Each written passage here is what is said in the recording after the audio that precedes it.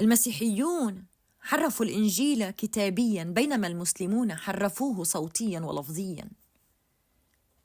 أليس الأمر نفسه بين أمة الإنجيل وأمة القرآن؟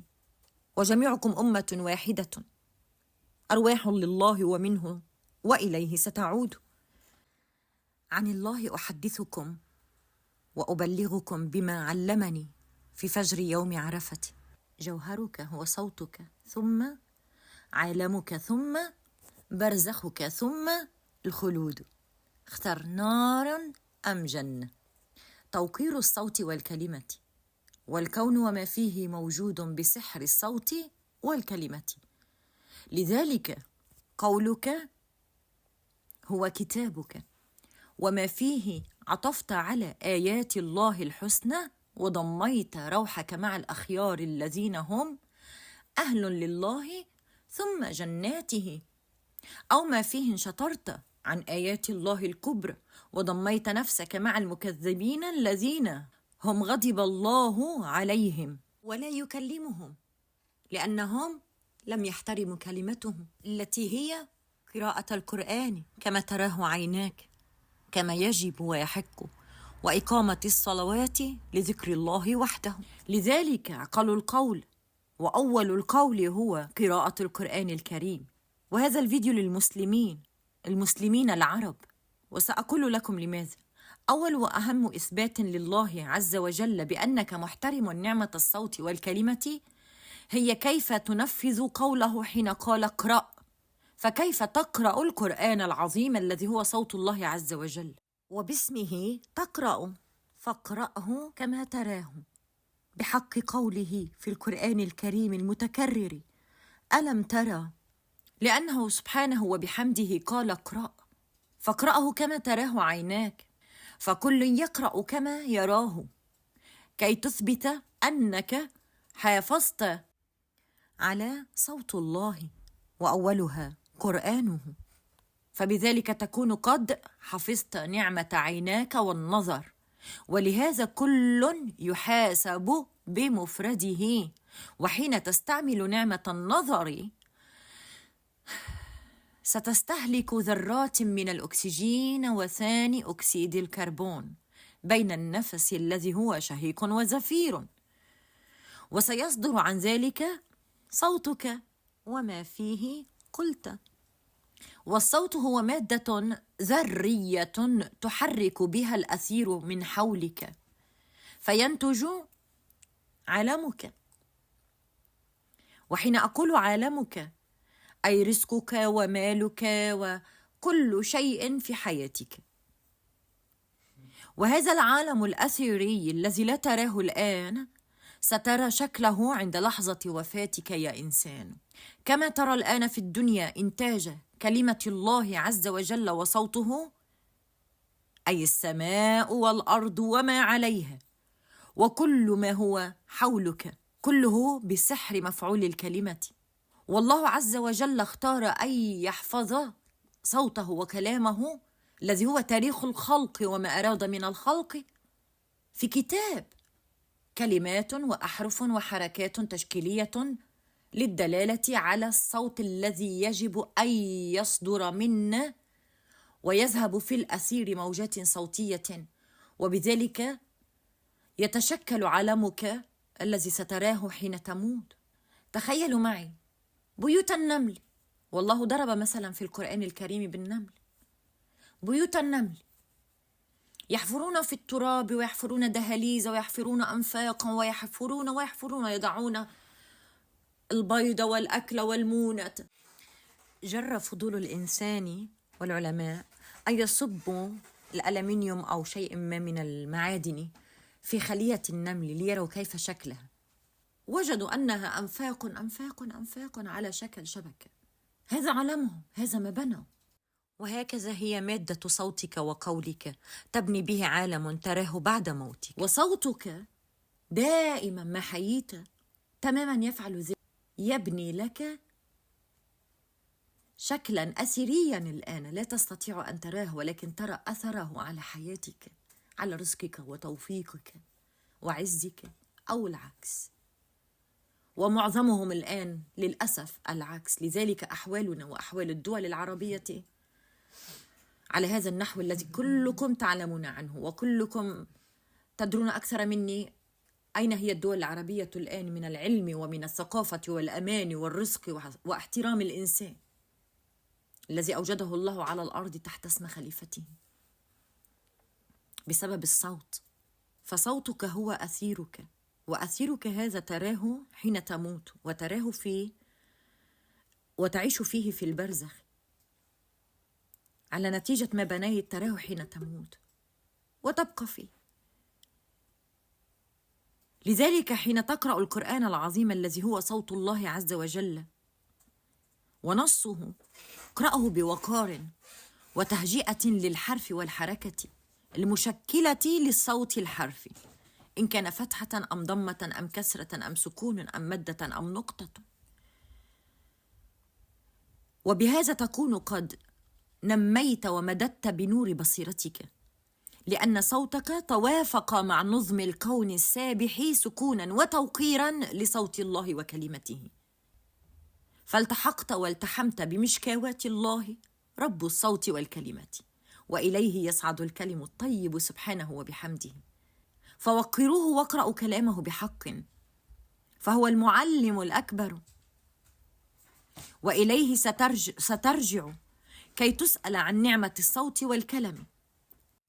ولذلك اقرأوا سورة المرسلات واعقلوا القول وما به ترسلون إلى الله عز وجل، وما أدراك ما يوم الفصل، ويل يومئذ للمكذبين، فلا تكذبوا أعينكم بما تراه واقرأوه كما يجب، لا ترمون بشرر كالقصر كأنه جمالات صفر، ويل يومئذ للمكذبين، هذا يوم لا ينطقون ولا يؤذن لهم فيعتذرون، ويل يومئذ للمكذبين، هذا يوم الفصل جمعناكم والأولين، فإن كان لكم كيد فكيدوني، ويل يومئذ للمكذبين. فعقلوا الله عز وجل واقرأوه كما تراه عيونكم التي وهبكم إياها الله عز وجل، كي تنموا النظر، وبالنظر حين تقرؤون صح القرآن الكريم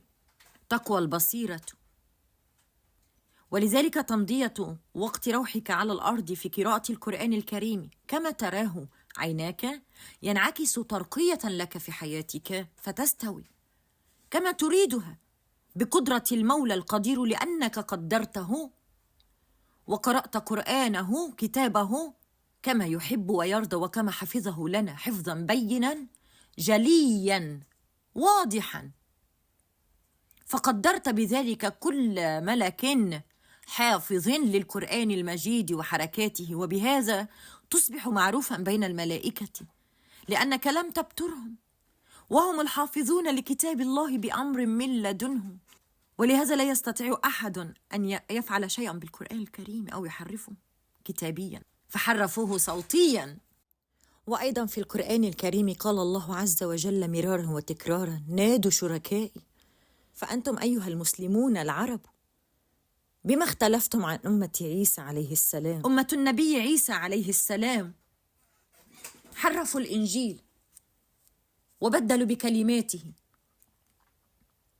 ونحن أمة النبي العربي محمد عليه الصلاة والسلام المتمم لرسالة الأنبياء جميعا، اختاره الله وأنزل القرآن عربيا لا عوجا، فلهذا لما تعوجون ألسنتكم وتقرؤون القرآن الكريم بهذه الطريقة المشهورة الآن تحت حكم تجويد وأحكام وضعها ونصها البشر أحكم أم الله عز وجل الذي أنشأك وأوجدك وأوجد القرآن الكريم وأنبهك وقال ونبهك اقرأ، وقال لك ستقرأ حين ترجع إليه، وأول ما ستسأل عنه كيف تلوت وقرأت كتاب الله عز وجل حرصا على لفظ وقول كل شيء فيه كما هو موجود من عند رب التجويد والإحكام الله المولى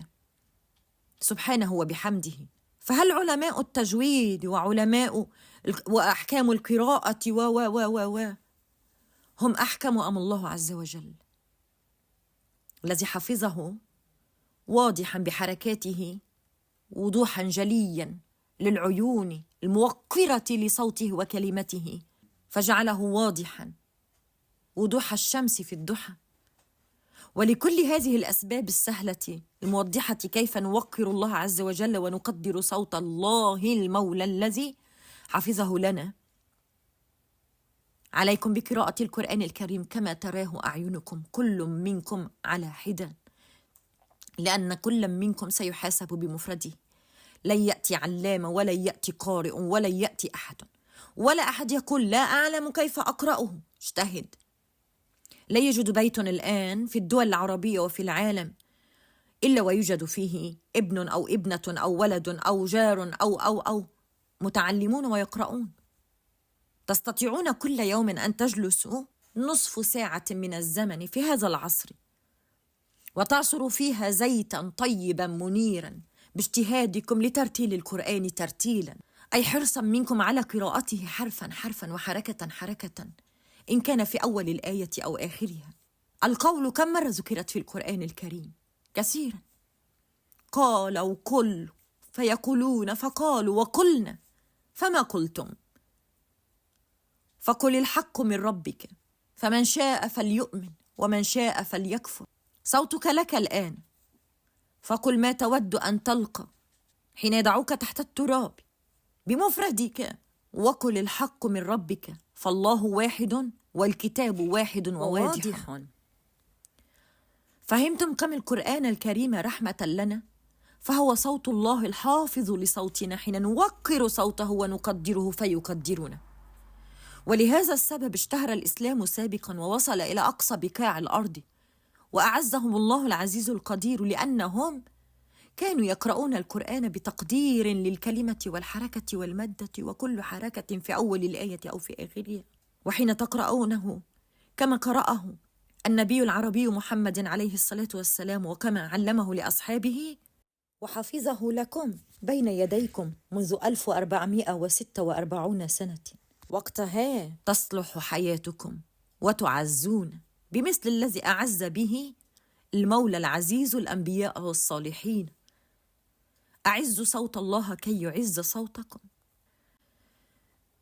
أمة النبي عيسى استهونوا بكتب الله الخالق والموجد لنا ولكل شيء حولنا كتابيا ثم صوتا. والعصر اليوم للمسلمين بما أن القرآن هو آخر الكتب وجامعها. لا تنشغلون بغيركم، لأن الله عز وجل مرتقب لكم وعليكم رقيب أكثر من أي أمة موجودة الآن في هذه الأرض، على هذه الأرض. فالله مرتقب لكم أيها العرب المسلمون أكثر من أي أمة أخرى، لأنه امتحانكم كيف وقرتم واحترمتم كتاب الله وصوته كتابيا وقراءة. فعقلوا الله عز وجل لأنه المولى الحكيم، هو رب الكتاب ورب الكلمة، واستهلكوا ذرات روحكم ببناء نفس موقرة لله عز وجل. فاقرأوا القرآن حقا كما يجب وكما تراه أعينكم، وأخلصوا لله عز وجل في الصلوات ذاكرين إياه وحده، وهذا موضع العبادة والإخلاص لله عز وجل، كي لا تكونوا من أصحاب هذه الآية. قل أفغير الله تأمروني أعبد أيها الجاهلون، ولقد أوحي إليك وإلى الذين من قبلك لئن أشركت ليحبطن عملك ولتكونن من الخاسرين، بل الله فاعبد وكن من الشاكرين، وما قدروا الله حق قدره، والأرض جميعا قبضته يوم القيامة والسماوات مطويات بيمينه سبحانه وتعالى عما يشركون.